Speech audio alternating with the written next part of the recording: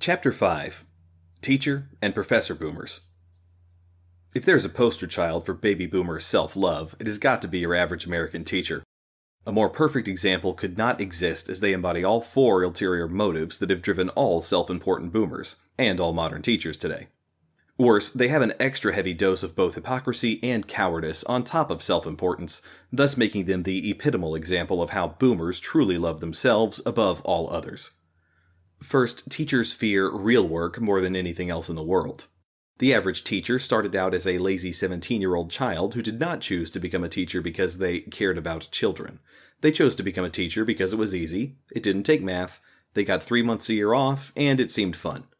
That was, and remains so today, the real reason the majority of people became teachers. Second, from day one, teachers were politically and financially motivated.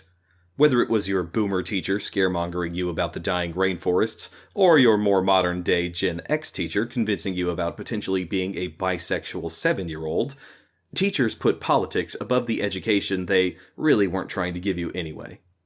This is for two reasons. One, like many people today, teachers had no core. They didn't have real jobs. They didn't really produce anything of value for society. They were old, talentless people who couldn't do, so they taught.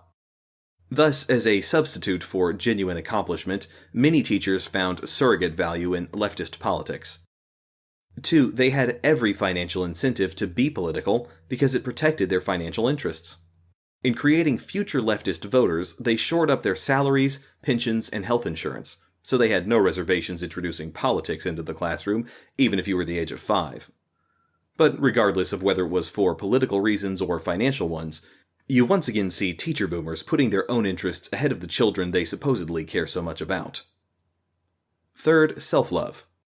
There is nothing more grating than a sanctimonious, arrogant teacher who lies to themselves and boasts about how great they are because they were a teacher.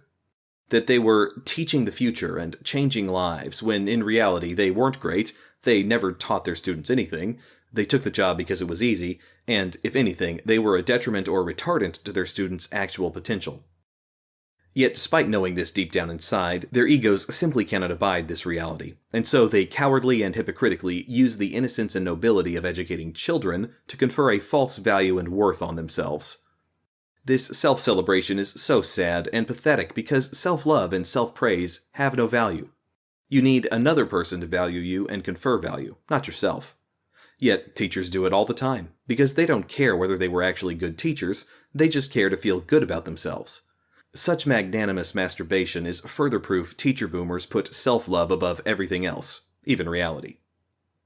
But if you really want to see how the teacher boomers valued themselves above all else, you need to see the K-12 school system for what it is. It's not an institution of learning by which we help children get educated and prepared for the real world. It's not a place for children to grow and become the best they can be. It's a money-making prison racket, where you literally enslave little children for a 13-year prison sentence. Also, these worthless teachers, and corresponding school staff, can make hundreds of billions a year off of them in what is nothing more than a welfare jobs program.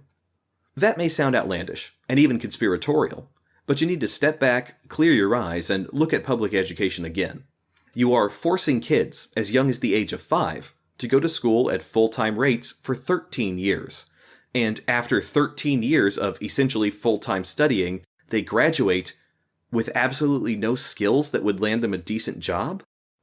In those 13 years, you couldn't teach them to code, do accounting, or weld, and so now they have to go on to get even more education?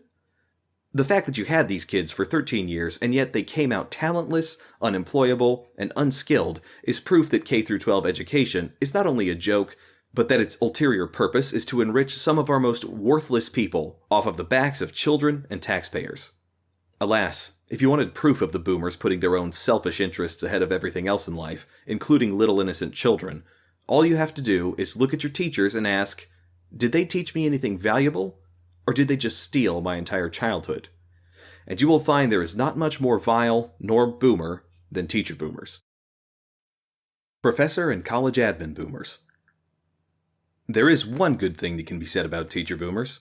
At least they didn't charge their students. Oh yeah, they charge the taxpayer, and oftentimes at rates charged by colleges, But the third graders themselves weren't forking over the bill to learn about dangling participles, new math, and how 8-year-old Amy might in fact be a man inside. But if there's a group of people the millennials should be rounding up for free helicopter rides, the estates of which should be confiscated to bail them out of their student loans, these are the people.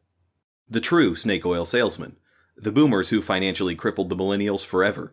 The professor boomers. Like teacher boomers, professor boomers and their college administration boomer colleagues also wasted the youth of the millennials with pointless schooling. But instead of the taxpayer footing the bill for tuition, it would be the millennials themselves who would pay the bill. And not only pay the bill, but all the interest that would accrue on it, as they slowly found out their degree would not land them a decent paying job. There is not much that can be said about the professor boomers that wasn't said about the teacher boomers, because they're essentially the same. They're rank Marxists. They have no real-world experience. They can't do, so they teach. And the education they gave the millennials was likely also worthless. But what really makes the professor boomers vile is that they damn well knew the education they were giving the millennials was worthless. They were just happier than punch the millennials were dumb enough to pay them $300 a credit for it and borrow $100K at 7% to finance it. The only problem is, how can you, with a straight face and a conscience, tell a kid to borrow $75,000 and spend 4 years of his life on such bullshit degrees like sociology, journalism, women's studies, English, and the like? How can you take young, naive 18-year-olds and ruin their financial lives forever by selling them worthless degrees? How can anyone with the slightest bit of moral compass forcibly charge $400 a credit and $300 for a textbook for a prereq class that has absolutely nothing to do with a student's major? Apparently the answer is simple. Just be a professor boomer. Disgusting as it is, you once again see how boomer actions show their true colors.